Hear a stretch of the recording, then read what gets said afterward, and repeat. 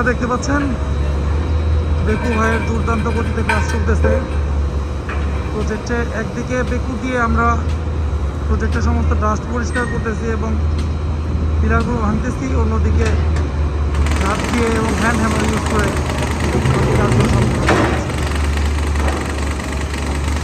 অর্থাৎ আমরা একটা ভবন কীভাবে ভাঙতে হবে এর সর্বোচ্চ নৈপুণ্যতা ব্যবহার করার চেষ্টা করি।